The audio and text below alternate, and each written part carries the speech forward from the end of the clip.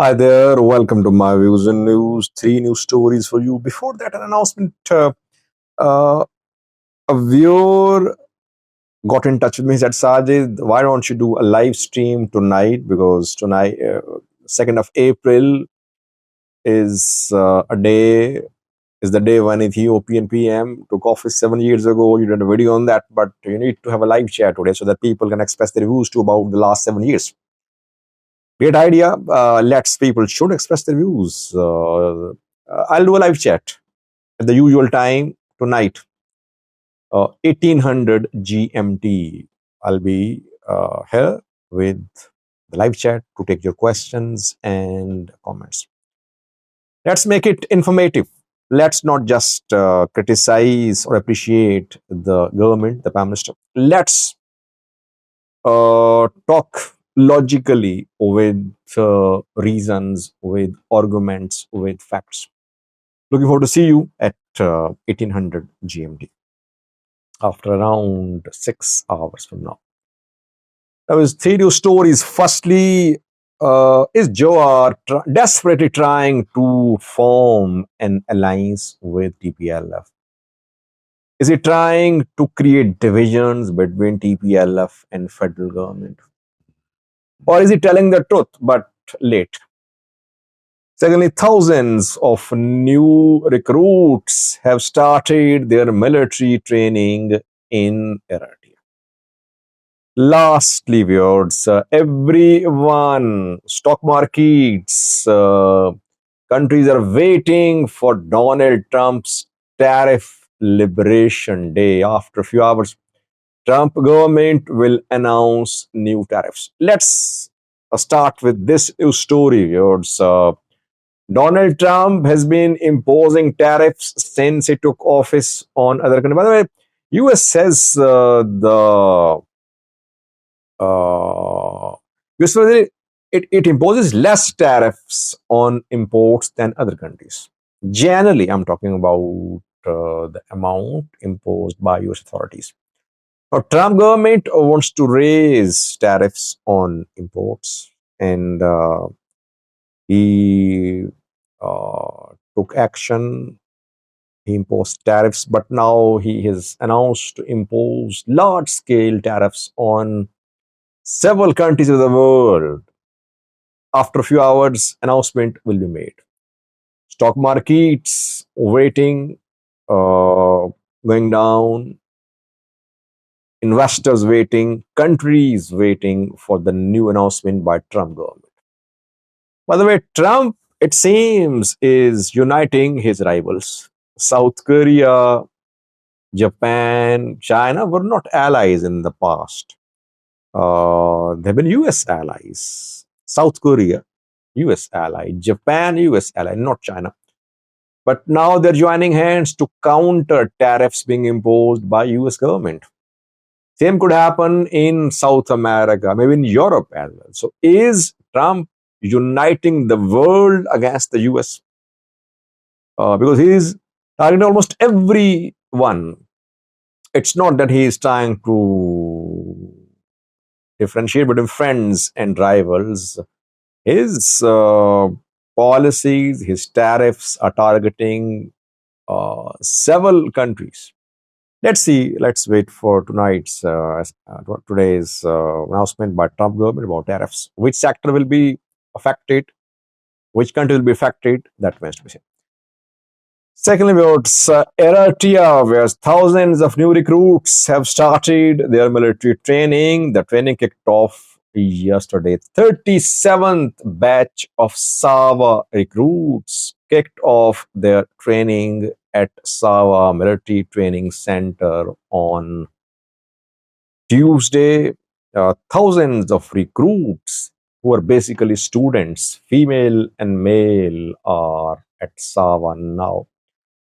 Sawa, Indian government says, is the backbone of Eritrean defense. It's a melting pot where from different ethnicities, different backgrounds, youths come and they melt in this pot of patriotism. They lose their or they get rid of their regional, ethnic, religious inclinations, and they just become Eritrean. This is what Eritrean government says. But those who criticize Sawa, they say that Sawa is the center. It's the place where numerous violations occur, where students are forced to join the training. Then, after Sawa military training, they have to serve at national service indefinitely. It is true, by the way. There is no defined period of national service. It can go on for years.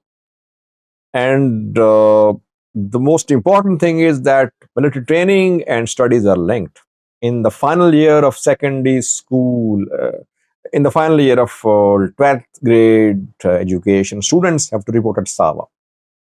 So they can only clear intermediate exam if they join Sawa training. If they don't attend Sawa military training, they won't be allowed to sit at the exam for their intermediate degree. This is different because other countries have national service too, other countries have military training too, but military training is not linked to studies. Eritrea in recent weeks has been stepping up military recruitment, and it has been reported that this time the number of recruits at Sawa is higher than previous batches.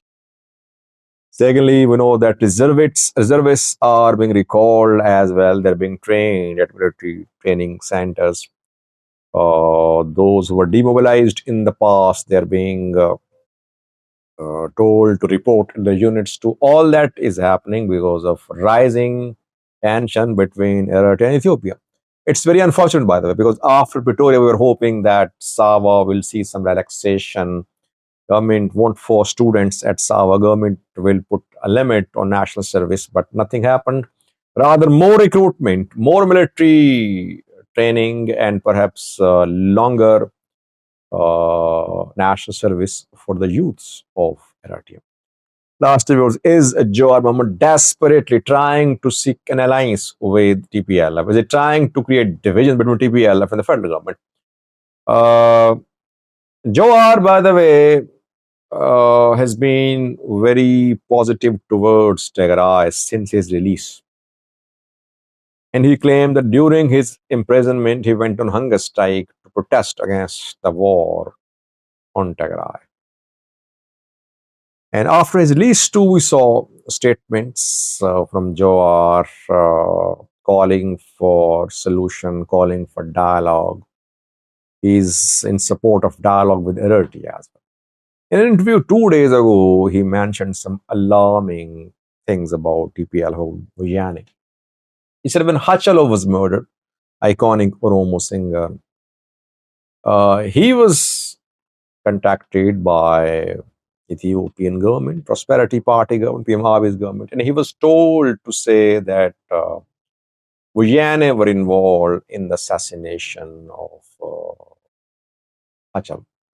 He did not say that. He was told to write, I think, a text message. He did not say that. If PP tried to implicate TPLF in Hachalo's murder, and Jawar did not comply with instructions or advice, I think it was good for Tigray people. Otherwise, Tigrayans could have been target of attacks. Amharas, I think, suffered, and we saw ethnic conflict after Hachalo's murder. Secondly, Jawar claimed that it wasn't Vujani who were involved in bomb throwing on Ethiopian PM Abiy.